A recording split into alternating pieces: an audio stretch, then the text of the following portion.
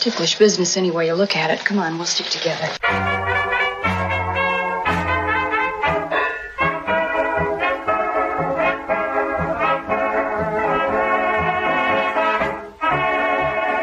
It's Ticklish Business, the podcast devoted to honoring and deconstructing the world of classic cinema. As always, I'm your host, Kristen Lopez. I'm Drea Clark.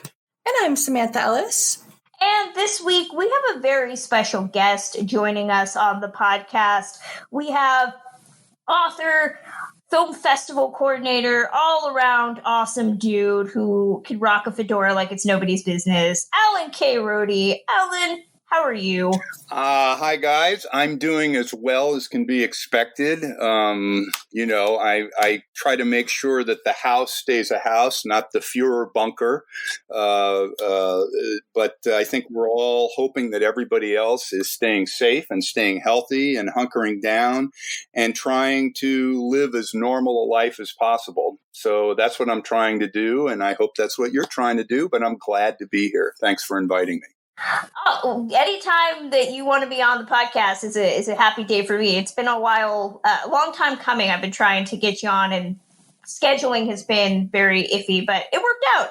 But Alan, for people who don't know who you are, which is shocking because they should, can you give us a little background on your classic film bona fides? My classic film bona fides. Let me reach out here and take my credentials out. I feel like Exactly. How are you an expert in the field? Explain yourself. It's Rohde, Alan Rohde. No, and now I have my cat walking across the keyboard. Thank you, dear. I have to move him. I got interested in classic film and film generally at a young age. I grew up, and my mother's side of the family was a show business family. My mother was born in Hollywood in 1922, and she was an extra in our gangs, and she was at Ben Barr's acting school and had some sort of relationship with Jack Carson and knew a lot of people in the business. Her mother, my grandmother, had a radio show and used to have people like Charlie Chase were friends. And her second husband was a fellow by the name of Alphonse Corelli, whose real name was Alphonse Newman, that he changed for artistic reasons. And he came to Hollywood in the 1920s, was a violinist and a composer. He was one of the assistant musical directors at Universal under David Brookman, and was in a lot of movies with silent movies like The King of Kings, and was in with Greta Garbo and so forth. So I kind of had the classic movie DNA.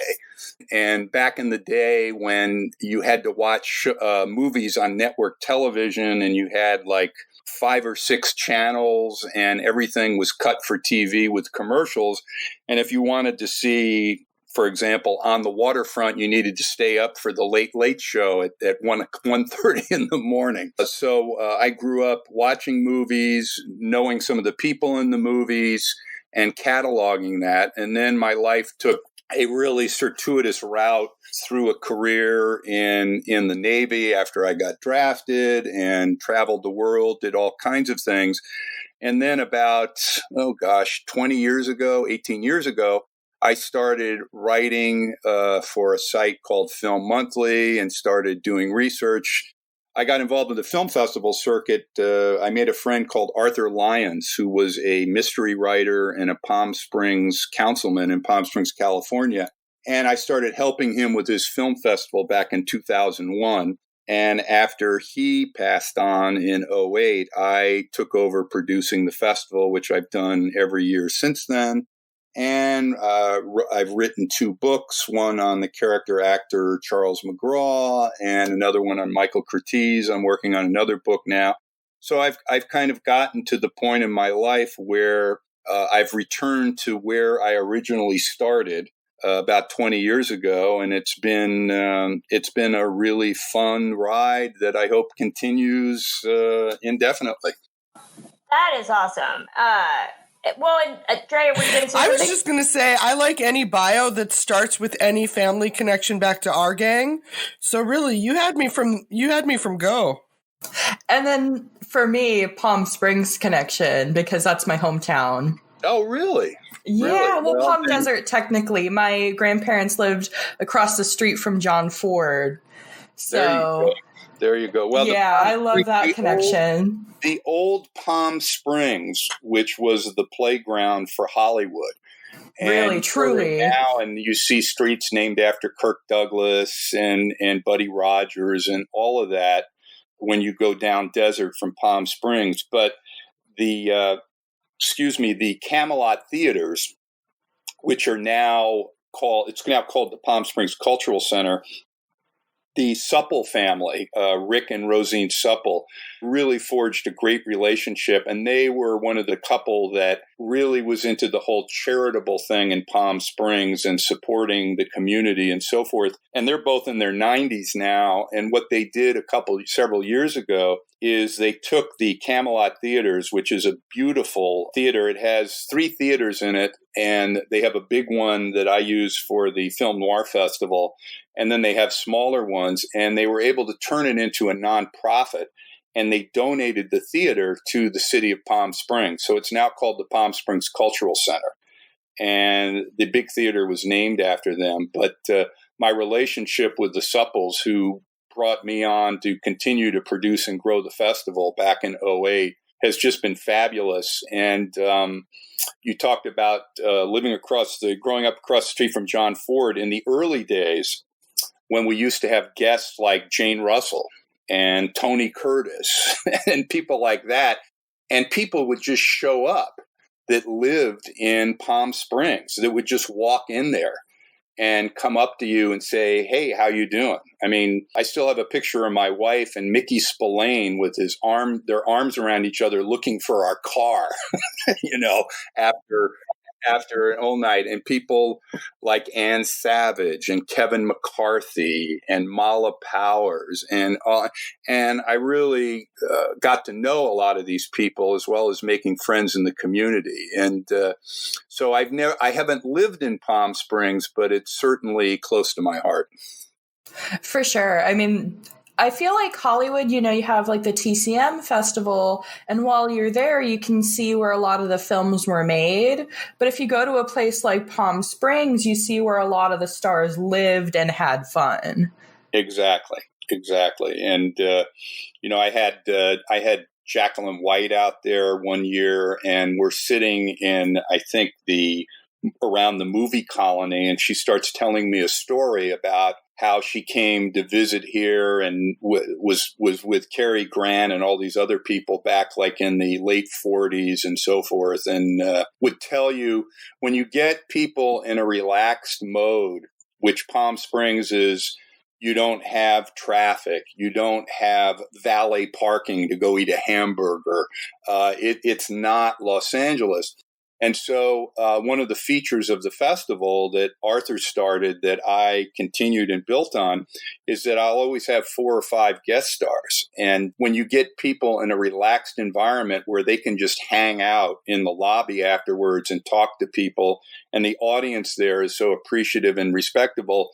In LA, it's more like, okay, I'm done, and I got to figure out how to get through traffic or get home or get to the west side or whatever. The vibe there in the desert is just completely different. And the experience there at the festival, I mean, I think the Camelot Theater is the best place to watch for an adult to watch a movie. There are 2 bars. There's an elevator. I was going to say that. That's how the Camelot is famous, that from what I've heard, like, because they were really the first ones in the Valley to do, like, the being able to drink while you're watching a film. And now that's kind of everywhere, but they were really the first ones to do it. It's fabulous. It's absolutely fabulous. I mean, 2 years ago, I had Sarah Karloff and some of her guests, and we had lunch up there. And then on Mother's Day, what better movie to show than The Body Snatcher with her dad digging up cadavers on Mother's Day? And then she brought some home movies of herself and her dad when she was a little girl, and she narrated those. And then she brought a video of her father's last interview, talking about his career, Bela Lugosi, and so forth. And then we showed a really gorgeous 35 millimeter print from Warner Brothers of the Body Snatcher. And you can't replace stuff like that. You can't, when you have people, I mean, I had Ernest Borgnine there 10 years ago. And if you don't mind, I just want to tell this story about Borgnine because it really gives you the vibe. He came down with a friend of his who appeared in the Wild Bunch, I'm having a senior moment and his name escapes me. And so the sponsor hotel that year was the Hilton. So we have lunch there and I arranged for lunch and we were at lunch for 4 hours with Borgnine and everybody telling stories. And then Julie Garfield was one of my guests. She came there. Other people joined, and each person was taking time telling a story. And I kind of wish there had been a camera there because it was just unbelievably funny, censorable as hell, but it was terrific. And then we showed the movie that night, Pay or Die.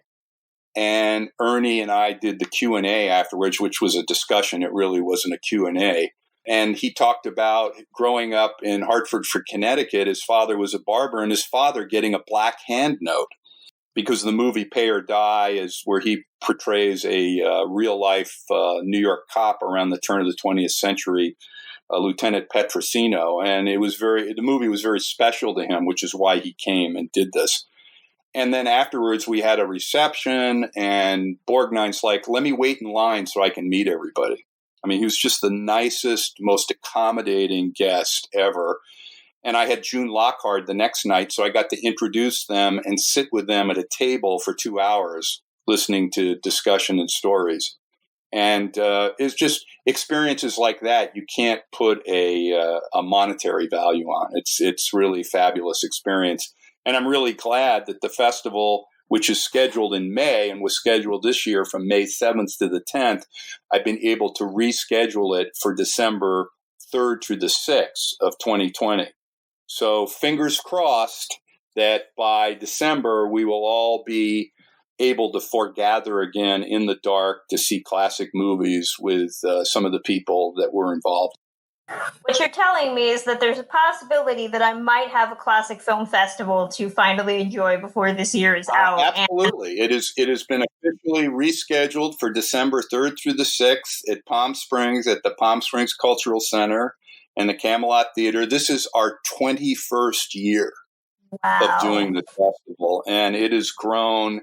I have people coming from Australia and Canada every year, and it's become kind of a, I'm not trying to strut while I'm sitting down at my desk talking to you, but it has become kind of a world-class event. I have, in addition to myself as the producer host, I have Eddie Muller there, the czar of Noir and my compadre in Noir for many years. I have Foster Hirsch, who is a close friend and a very eminent film scholar. And we usually handle introducing the films. And the festival starts on a Thursday with an opening night. And then there's 4 films on Friday, 4 on Saturday, and 3 on Sunday. And it's a great weekend. I usually have authors, people signing books, raffles, events, interviews. And to me, there's nothing better than watching a classic movie with a martini in your hand, So it's a lot of fun. And if things work out and we do hold the festival as scheduled on December 3rd through the 6th, I hope to see all of you there.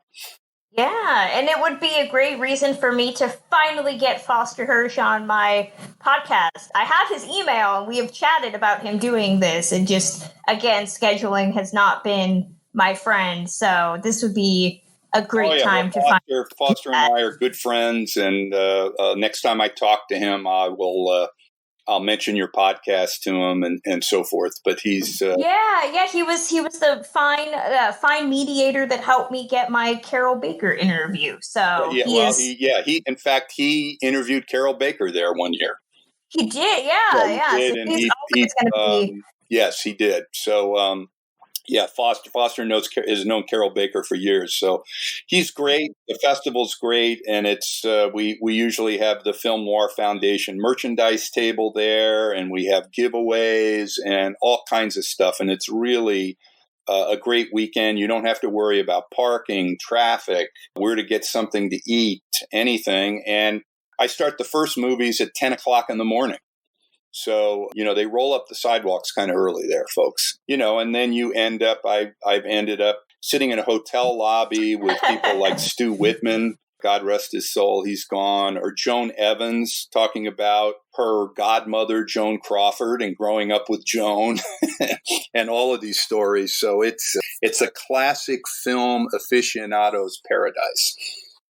It sounds like a bucket list one for me, for sure. I mean, especially living in Palm Springs, I'm like amazed at myself that I haven't been yet, but I definitely want to go. I look forward to seeing you there. To go off of that, you were actually much like Leonard Maltin. You are a huge, before you started writing and doing all of that, like cataloging films that aired on television prior to, the rush of streaming that we enjoy now. What inspired you to really want to get into cataloging and discussing films before there was this big push for it that we see now? Well, I have to say, without dating myself too much, beyond streaming, I'm a pre-cable person. I mean, this was like when you had an antenna on your roof, But yeah, the reason that I got into it was because I grew up as a kid sitting around the dinner table listening to my mother, my grandfather, my grandparents, all of us talking about movies and talking about show business gossip and all this other stuff. I mean, I remember being taken to Radio City Music Hall because I grew up in New Jersey. My mother and met my father out of the service, and they got married at the Hollywood Lutheran Church in 46. And then he had to figure out a way to make money. So he became an actuary and ended up working for Prudential Insurance Company, which was home in Newark. So they moved back east, and my grandparents, my maternal grandparents, they had moved back east because they joined the Signal Corps during the war, and they ended up in Queens, where the Museum of the Moving Images now, and they were cutting film for the Army, for film as editors. And then my grandfather started a business called Corelli Jacobs Inc., which is still stacked in Manhattan, and he would compose and dub music for commercials, movies, everything. So I grew up around all of this, and my brother was also a huge film fan, my older brother David, who now divides his time between England, where his wife lives, and New Jersey, although he's kind of stuck in England right now, with the pandemic. But at any rate, my brother and I became, cynics, and we would be watching movies, and my mother would say, look, there's Mary Emery. And, Mary Emery was the actress who played Ricky Ricardo's mother on I Love Lucy, that was in a million bit parts, and she was a friend of the family. I used to sit on her lap. And so I grew up like knowing a lot of the character actors and bit players that were in my mother's or my grandmother's social circle back here in Hollywood. And so my brother and I watched movies on TV, and we started cataloging stuff and making lists and all this other stuff. And my brother actually wrote several articles for Leonard Maltin's first magazine, Film Fan Monthly, that Leonard published out of his house in Teaneck, New Jersey, back in the late 60s and early 70s. So I grew up, my brother and I grew up doing this. I kind of grew up in the movie business, hearing about it, learning about it, watching movies. And it's always been part of my life. Do you have all that stuff still saved, those early lists and everything? No. I don't. I unfortunately, when I got drafted and went into the military, I think my father ended up throwing out a bunch of stuff, like my comic books and my other stuff. And when I came home and discovered that this stuff had been gone, I was quite unhappy about that.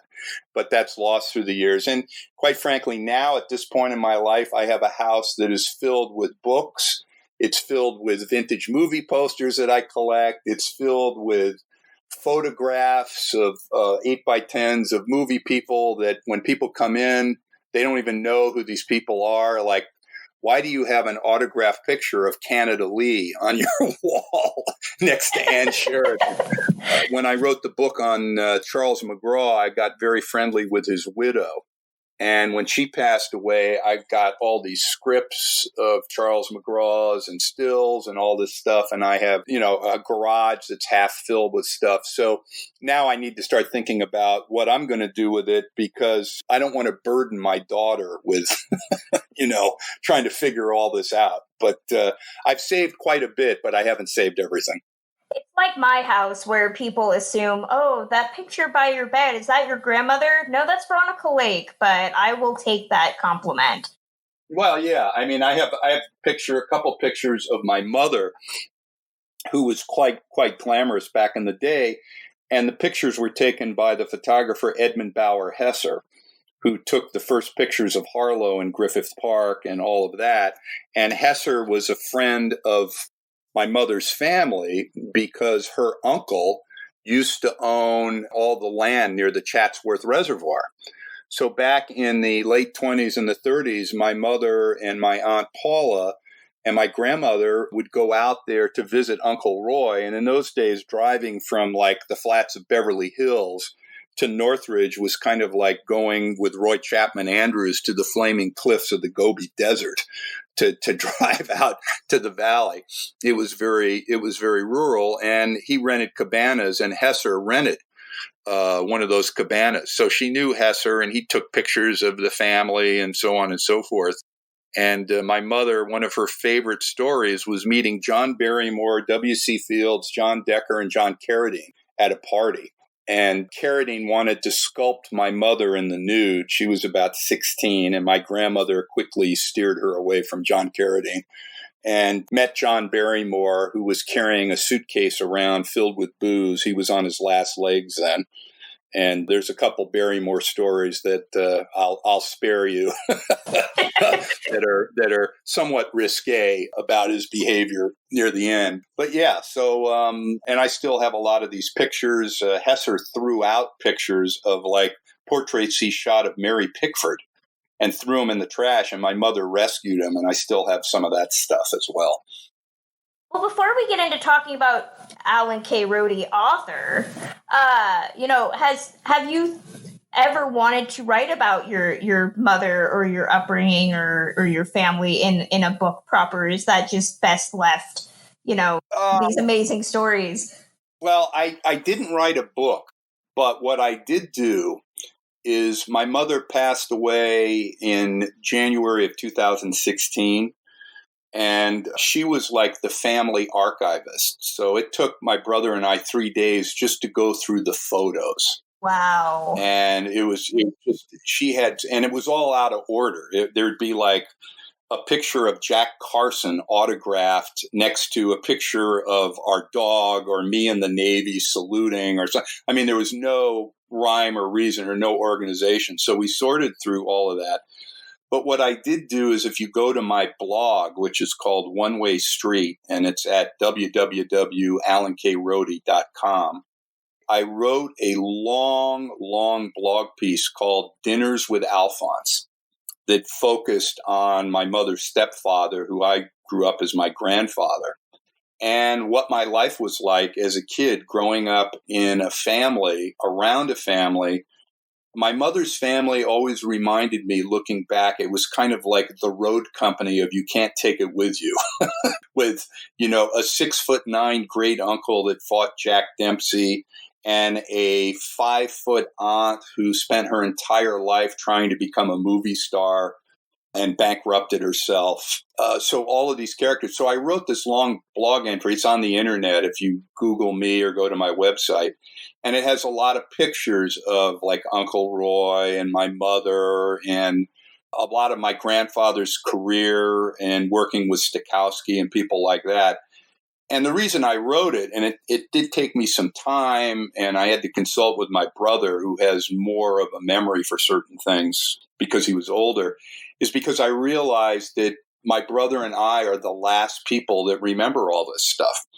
And it's one of the unusual things when you get to a certain age, you realize that all of this stuff about great uncles and aunts and the people you knew and the stories, that you're like the last person that either met these people or knew about it and so forth. So I wanted to write it down before I either shined it on or forgot about it or postponed it. So there's a long blog entry that tells all about my family and growing up and all of this stuff that's on my website. That's like several pages long, and I put photographs in there. So I direct you toward that, but I haven't yet.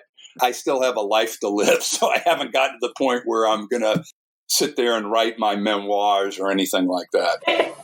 Well, we have to talk about your amazing books, and they're amazing. I'm throwing that adjective out there right now. You've written two: Charles McGraw, film noir tough guy, and Michael Curtiz, A Life in Film.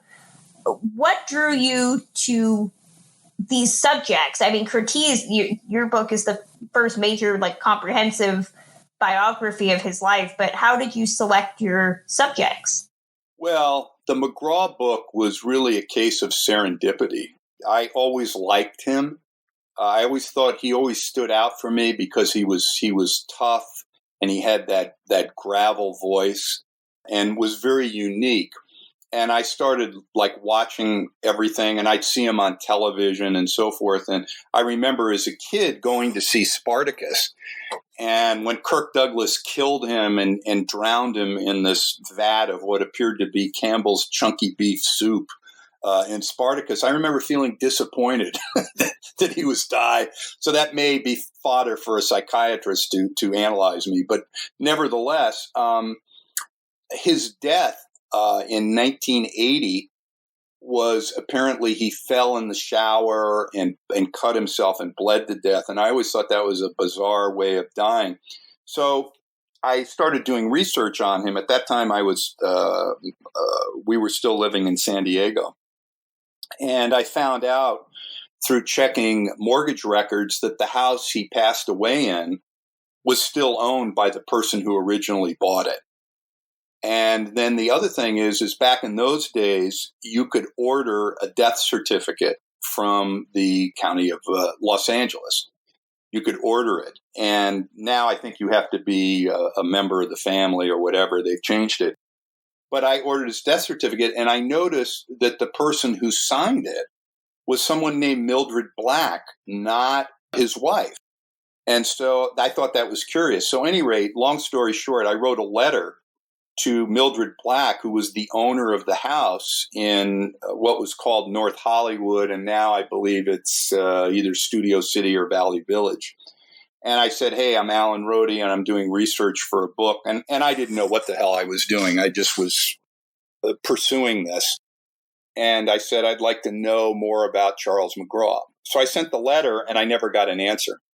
So when I came up for the Film Noir Festival, this was when it first started, and when I met Eddie Muller. I think this was 1999, 2000, around that time. I came up, and I drove by the house with a friend, and the house was like a little old-fashioned bungalow in Studio City, but you could tell someone owned it. And then the next time I came up, I went there during the day, and there were some guys working there in the yard, and I called over the retaining wall, and I said, hey, is Miss Black here? And she says, yeah, just a minute, Millie.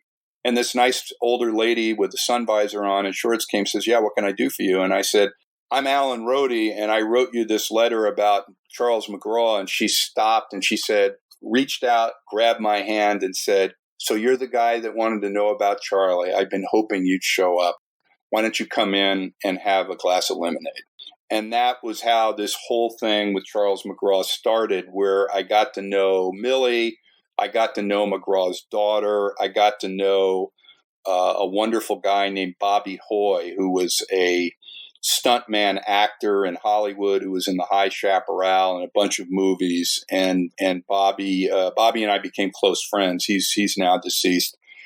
And I started learning more and more about McGraw and his life that turned out to be quite tragic, on how he died and how he became an alcoholic, which really kind of destroyed his career and his life.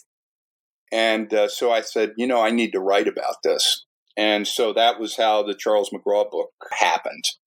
And so it kind of, that was how that book happened. The Curtiz book was different. I had Pat McGilligan, who is a esteemed biographer and a friend now and a colleague. He and I were talking, and he says, "What are you working on? What are you going to write about?" And I said, "I don't know. I'm thinking about writing about a director." And he goes, "Why don't you write about a director?" So I thought about a couple things. I thought about Jules Dassin, who I had corresponded with, and I had some letters from Julie. But I realized that, number one, there were other people who knew him better. Number two, I would have to figure out how to spend time in Greece and France, where Julie spent a lot of his life. And he lived to be, I think he was like 97 or 98 when he passed away. And so I came up with Curtiz because no one had really written a book about him, and beyond all the anecdotes and things like that, there wasn't really a comprehensive book. And yet he directed all these movies, these great movies. And I think one of the things I wrote in the book's prologue was that we celebrate each Yuletide with White Christmas. We celebrate the 4th of July with Yankee Doodle Dandy.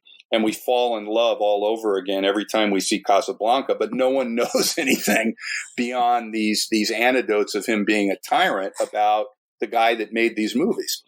So I put together a proposal, and they loved it, and then it went on from there. And that was an odyssey that took about like 5 years or almost 6 years.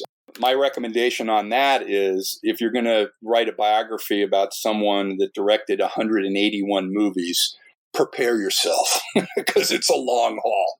But that's how those two books happen. That's definitely one of the questions I had, because Michael Curtiz is such a fascinating figure, and it's shocking but serendipitous for you that this is the first and kind of definitive look at his work. But I don't think I hadn't been fully aware of I had grasped the idea of kind of the range of films that he took on, but the volume is bonkers. It's like incomprehensible to think of someone directing that many films and then also having so many, not just classics within them, but beloved, top of the canon, makes all the lists. And anyway, as a writer, that is an undertaking, because I can't imagine cataloging all that, not to mention someone who started their career in Europe and, undoubtedly how many films were lost, like the silent, anyway. Most of his silent films were lost. But, you're talking about someone who directed their first film in 1912 and their last film in 1961. And he directed at least 70 films before he even came to Warner Brothers in 1926. So I was fortunate in that I established a relationship with a film historian writer named Laszlo Kristen, who is Hungarian, who lives in Budapest, and I was able to go back there and spend some time with him in Budapest, and he showed me all these places where Curtiz worked, and Budapest, by the way, is a beautiful city. It's I will back that up. It's one of my very favorite cities in the world. It is just wonderful. And I did that as part of going to the Pordenone Silent Film Festival. I went from Budapest, and then we went to Venice, and then up to Pordenone, and I was in what they call a presidium discussing Curtiz, because they were showing Cortez before Curtiz, a bunch of his silent movies, and I was able to participate in that. So anyway, but going back to Laszlo, we continued a relationship, and he was my researcher on the ground. He was like reading and translating 100-year-old movie magazine. And Hungary had this really wonderful period from like 1912 through the end of World War I of this great movie industry. And Curtiz was the pioneer. He ran his own studio. He was, in effect, kind of like the David O. Selznick or Thalberg of a studio that was cobbled together known as Phoenix Film. And he was making like 5, 6, 7 films a year. And before and after serving in the Austro-Hungarian army and getting supposedly getting wounded and so on and so forth. And so he was incredibly prolific before he came to Warner Brothers. After he came to Warner Brothers, he stayed there from 1926 and officially left the studio in 1954. So there is no other director who established the style and brand of a American movie studio more than Michael Curtiz did. So I found him to be a fascinating character. He certainly had some characteristics that were not praiseworthy or pleasant. He could be a dictator. He could yell and scream and pick on people. And I also found out he had this diverse family of, I think he had, he had 5 children by 5 different women out of wedlock. And the last child he had is younger than me. So you have someone who was born in 1886 and had these relationships and so forth. And that kind of defined his life. And he kept a lot of this, for obvious reasons, hidden from the press, hidden from everybody. And I was able to uncover a lot of this. His whole family situation was very, very complicated and very, very complex. So he was a fascinating subject to write about. And the other thing that I enjoyed is the assumptions about him that he was some vocational mechanic of the studio system that was handed a script and just shot what was in the script couldn't be more inaccurate. And going through all the studio correspondence of all of his great movies and how the movies were made, there were constant battles between Curtiz and Zanuck and Hal Wallace and Jack Warner on movies that he thought were his and considered them his, but they were really theirs. It's so interesting thinking of, I'm so sorry to jump in, but that is such an insulting kind of slight to say, I get there's journeyman actors, there's journeyman directors, but also there's artistry imbued in what everyone's doing. And the idea that anyone could look at Curtiz's work and say, even if it was just, I was handed a script and then directed it, what all goes into directing, even if he hadn't fought for certain casting or developed the script, which I know he had. But even then, all you're doing is putting your own vision on things. Some people are doing it better than others, but it's such a funny way to kind of belittle the process. And I'm sure for the studios and especially for him with his long history with Jack Warner in particular, and with being someone who was making all this money for them, but maybe a little thorn in their side at the same time. It's such a funny thing of them doing dismissive wording like that to keep directors in their place. You see it so often with actors, but he's such a... Well, I think it wasn't... I don't think the dismissiveness was necessarily done by the people he worked with. You got to remember that organizations then, particularly movie studios, it was all top-down management. You had bosses. I mean, you still have bosses, but it was a very hierarchical system in those days. And Curtiz understood that. He understood the star system and made it work to his advantage.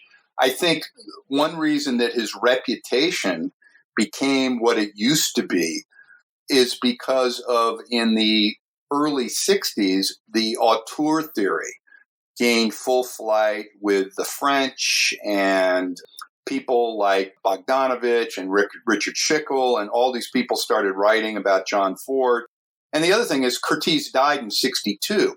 So he didn't have a chance to go to retrospectives of his work and embellish and sit there with interviews or be like Raoul Walsh with a cowboy hat telling stories about stealing John Barrymore's corpse and all this other stuff.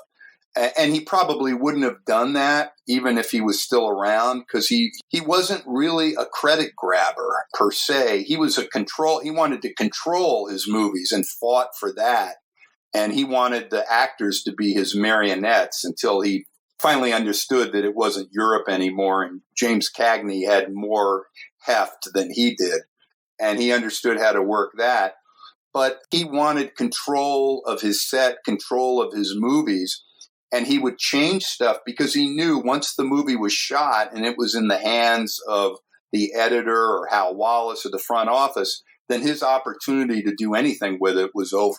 There was no such thing as final cut in those days. Eventually, I think Hawks and a couple others would get it into the 40s and so forth. But back when he started in the 20s and 30s in Hollywood, that was something that didn't happen. So in short, though, in response, I think his reputation suffered by the people who wrote about film and came up with this whole auteur theory. Because if you really look at it, the auteur theory is real. I don't deny that it exists, but applying it unilaterally, like Andrew Sarris did in his book, to Hollywood during the 20s, 30s, 40s, into the 50s is really kind of ridiculous by ascribing it to the sole author of the film to one person. Well, I want to throw out that Alan is, if anybody's followed me long enough, Alan was one of the first interviews that I did before TCM. When his book came out, I did an awesome interview with Alan about Curtiz and all of that. And then I think the next day I went to TCM for the film festival, and Alan was there introducing The Seawolf. And Alan had talked up Curtiz so much, and the book was so amazing that I said, hey, I'll go see this movie that I've never heard of, purely because it's Alan and Curtiz. It was a match made in heaven. And if you've heard the story that I've recounted numerous times, I became violently ill with what ended up being a cold, and I became obsessed with John Garfield. So I blame Alan for not the illness, but the obsession with John Garfield that has continued to this day. I lay at Alan's feet because his book was so amazing, and Curtiz really knew how to make some movies that would appeal to me in very strange ways. So I had to share that story. Well, John Garfield and Curtiz, and I go into this in the book, in many ways they were very similar. They were both Jewish. They both came up from very, very humble, hardscrabble beginnings. And they both had the soul of an artist. And that was usually Curtiz's thing where, how come you're shooting so many angles? I read countless memos from Wallace and Warner, like, you're wasting film, you're taking too long. I mean, Jack Warner's guidance to almost anyone who ever made a movie for him could be captured in 2 words, and that is, hurry up. Jack Warner was not an artistic man.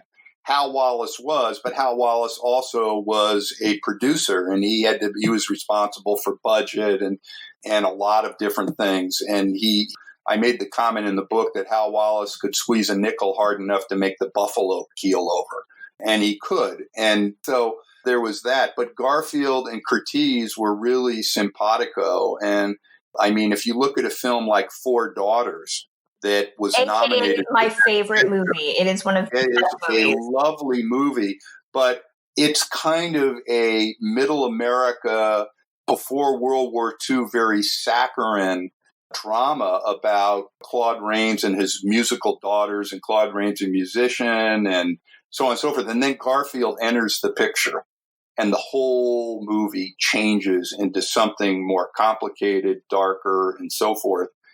And he really knew how to work with Garfield. And Garfield's second to the last picture, The Breaking Point, that I think I called it Lost Classic or Missing Classic. In the book, I wrote pretty much a chapter about it, is one of the great post-war films. I think it's Curtiz's best post-World War II movie. And Garfield in that movie playing Harry Morgan, more to the way Hemingway wrote it. I mean, if you watch To Have and To Have Not, that's basically Casablanca put on the coast of France. It has absolutely very little to do with Hemingway's book.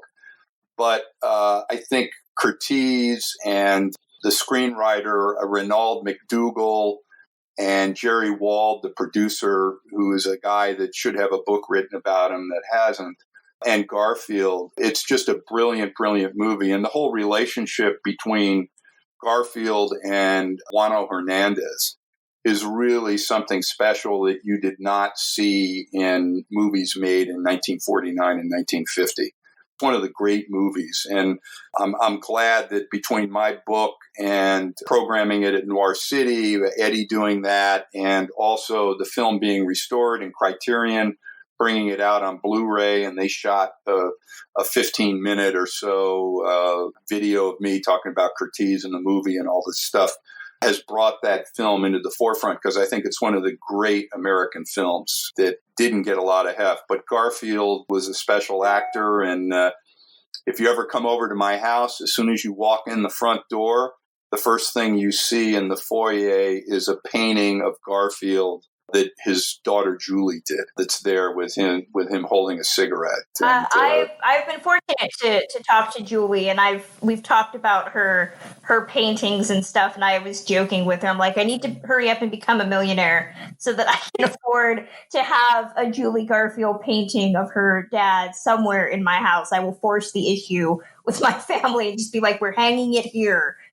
Well, I tell you what I say about John Garfield is, before there was Marlon Brando and James Dean, there was John Garfield. Amen. Yes. People tend to forget No question. People tend to forget about that. I did not have Alan on here purely to talk about John Garfield, people. I know somebody's listening thinking that's exactly why. That helped, but it was not the reason. But Alan, I mean, is there a subject that you love to write about, but just because of lack of information or some logistical reason you haven't, or you don't see it happening? Is there like a I was very interested in writing a comprehensive biography on Daryl F. Zanuck, and I have a ton of information. But that's another big book that is going to take a great deal of time, and my time is not unlimited anymore.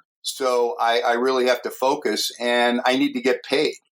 And I'm not, someone I worked for a long time ago, I said, this is a really good idea if we do this. And he said, Alan, only the birds sing for free.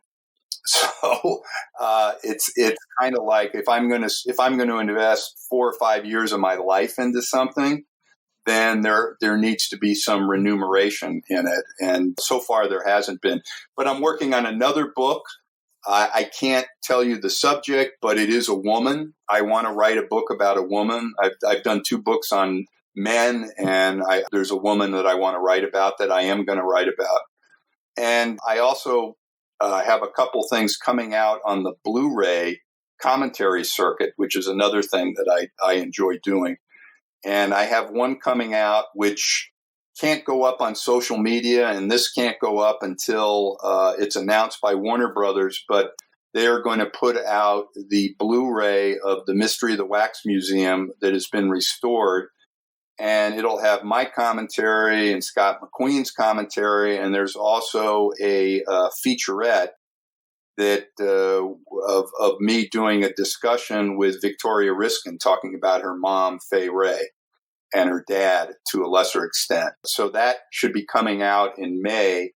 But again, I want Warner Brothers to have the opportunity to announce that. So don't go on social media and don't put this thing up until that happens. Yeah, I'm gonna if we have to, ladies, just don't announce it on anything, and then hopefully by the time this goes up, Warner's will have already announced it. But if but don't put that out on social media. And if Warner's announce it, then this podcast goes up after that, then that's fine. The other thing I have coming out is a company named Via Vision is putting out a all-region Blu-ray restored of Sorry, Wrong Number with Barbara Stanwyck and Burt Lancaster, which is a terrific movie directed by Anatoly Litvak and produced by Hal Wallace's production company once he left Warner Brothers and set up shop at Paramount. And I do the Blu-ray commentary track through the movie. And I believe they got a filmed introduction by the czar of noir himself, Eddie Muller. So that's going to be coming out as well. And the other thing is Michael Curtiz, Life in Film, is going to be out in paperback next year. Woohoo! Which I'm really happy about that, because the book is big and it is expensive. But I know the paperback will be a lesser cost, and I'm also writing some new material that has come my way about Curtiz. One of the things that always happens is if you write a biography, then after it's published, people come up and say, oh, he was my neighbor and he left all these pictures in his garage and he got, or did you know that blah, blah, blah. And that just happens. That's the way it works. But I've had some very interesting and quite poignant information come my way about Curtiz and his family and so forth. So I'm going to include that new material in the second edition, the paperback edition, that will be coming out sometime in 2021, hopefully. And so I'm working on that. So I'm trying to stay busy. I like staying busy. I like working. And particularly now, there's only so many books you can read and movies you can watch. And work gives us all purpose, or at least it gives me purpose. So I'm happy and consider myself to be fortunate and blessed that my family is okay and everyone is surviving okay. And I'm still able to do meaningful work. Well, I know you can't say who the woman is, but is it a woman that has had something written about her previously? No. Ooh, okay. This is so exciting. I can't wait to find out. I have to say, too, Mystery of the Wax Museum is probably one of my favorite Curtiz films. So I'm so excited for that commentary. You have no idea. I saw that. I don't know if they actually went through with it because I think it was around the time that all this started, but I saw that they were going to show that restoration at the Museum of Modern Art. And I really had wanted to go. They did. They actually did show it at the Museum of Modern Art. I think they were going to show it at TCM, and that may be pushed to next year. Oh, that would be such a dream. Oh my goodness. I can't even. I have to say that the restoration, I've seen it in the screening room and so forth, and it's gorgeous. It's gorgeous. It's a gorgeous story. I saw when MoMA introduced, or when they announced that they were going to do it, they had like a shot of the before restoration and after, and I cannot wait because I think that 2-strip Technicolor look is so pretty. To begin with, a restoration, it's going to look incredible. I can't wait for that. Oh, it looks fabulous. And the other thing that is fabulous and that is more important to me than sometimes the visual part of a restored film, whether it be digital or photochemical restoration, is the soundtrack. And the soundtrack on this is you hear things, and I've seen this movie many times, and I was hearing things that I didn't hear before, which is phenomenal. And I'll never forget going to see when they restored Dracula and all of the Universal horror films that came out in this really deluxe, handsome Blu-ray set. They had a screening at the Academy, and they had the restored Dracula and Bride of Frankenstein. And to see Dracula come up on the screen without that scratchy soundtrack with Swan Lake being played in the background, where it was actually clean, you could hear everything. That was as much or more of a revelation to me than watching the film beautifully restored without scratches and so forth. Although my old colleague Bob O'Neill, who used to be the archivist at Universal, I was sitting next to him and I said, gee, it looks great. And he goes, yeah, if only it would jiggle a little bit. like it would look like a real 35 millimeter film, but you take what you can get. And certainly some of these restorations based on what I grew up watching on TV. I remember watching King Kong on TV, on $1 Million Movie on Channel 9 in New York. And they cut to a commercial as Robert Armstrong was saying, they're going to have to think up a whole bunch of new adjectives when I come back. And then they cut to a commercial. And then when the film came back, they were at Skull Island. They like lifted like 7 or 10 minutes out of the film to fit it in the time slot with commercials. So things are much different now, well, thankfully. Alan, I think we're coming to the end of our time. We don't want to take up your entire afternoon. But once more, what should fans be on the lookout for in the coming months? And where can fans find and get in touch with you read all your work, follow your journey, all of that, feel free to show. Yeah. People can get a hold of me if they go to my website, www.alankrody.com. And there's an email thing, there's a comment, there's my blog, there's my schedule, there's a video of me that just got posted a couple days ago wearing Charles McGraw's old fedora and a T-shirt that says directed by Michael Curtiz, talking about the reschedule of the Arthur Lyons Film Noir Festival and some of the other things that I've discussed on your podcast. So that is the place to go. And I also recommend people go to the Film Noir Foundation website, www.filmnoirfoundation.org. And if you go to the video link there or the video link on my website, you will see a lot of my discussions I've had over the years with Ernest Borgnine and 3 with Norman Lloyd and David Ladd and a whole bunch of different people that we've had filmed over the last 10 years.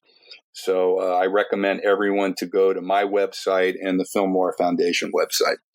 Yeah, and keep an eye out for all of Alan's amazing audio commentaries that are going to be coming out. And anytime your name shows up on something, it's worth it, in my opinion. That's the ticklish business. That's very nice of you to say that, and very flattering. And keep those cards and letters coming in. Yeah. Well, Drea Clark, what about you? Where can fans find and get in touch with you and find your podcast? I'm on Twitter at the Drea Clark, and my other podcast is on Maximum Fun, and it's called Who Shot Ya? And it was a true delight talking to Alan Rohde. And if anything, you can come back because I have a whole theory of how Michael Curtiz's wife, Bess Meredith, was the prototype for the relationship that Bob Fosse and Gwen Verdon had. Well, that's very interesting. And the whole Bess Meredith Curtiz relationship, we didn't have time to get into that, but I will say that without her, his career would be very, very, very different. She was integral to what he did in America. Absolutely, no doubt. She was his collaborator and helped him enormously. Scripts and so forth. I'm very grateful that as his biographer, you knew that. Yeah, that's where to find me, Kristen. And Samantha Ellis, what about you? Well, my site is musingsofaClassicFilmatic.com. You can find my Cooking with the Stars posts every month on ClassicMovieHub.com. I want to see if I can find some Michael Curtiz recipes because I love Hungarian food, so that would be very interesting. And you can follow me on Twitter at ClassicFilmGeek, and I second him coming back. We should do like a whole John Barrymore gossip episode. Because John is my favorite Barrymore. There are, I think there are 2 or 3 Barrymore stories, but they range from PG to R-rated. I mean, I'm personally fine with that. I don't know about the public, the listeners, but yeah, I don't know either. If you want to contact me offline, I'll be happy to. That sounds incredible. Stories. In fact, I think, wait a minute. In fact, if you go to that blog post, Dinners with Alphonse, I think there's a couple of them there. Ooh, that sounds amazing. I'm definitely going to do that. And you can get in touch with the podcast, send us questions about Alan, Film Noir, John Barrymore, Michael Curtiz, any of that. You can always email them to ticklishbiz@gmail.com. You can find me online on Twitter at journeys_film, and my classic film blog is journeysinclassicfilm.com. You can actually find my original interview with Alan written up there. And as always, I am writing about TV over at IndieWire, so check that out. And if you want to listen to more Ticklish Business, we're available wherever you get your podcasts, either directly at ticklishbusiness.podbean.com, Stitcher Radio, Player FM, Spotify, or Apple Podcasts. If you're listening via Apple Podcasts, help us out and leave us a rating and a review. And don't forget to follow us on Twitter at ticklish_biz. And if you want to learn more about the podcast, get special pins, get access to all sorts of interviews. Alan's interview is also on there, the first one he did, as well as a bunch of other bonus shows, then support Ticklish Business via Patreon. We have our TCM Classic Film Festival 2020 pins that we did make for everybody. That'll be going out to all the patrons soon. And we have our special $10 tier called The Taylor, which allows you to guest on a future podcast of your choice. So check that out. You can also listen to our bonus podcast that we do based on a true podcast and doubled features. We have a couple episodes of each on there now. So that's patreon.com/ticklishbiz. Next time we also hopefully we'll have another celebrity guest, but we don't want to announce it before it's confirmed. So it's going to be another mystery episode. But we thank Alan K. Rohde for joining us today, and we will see you all next time.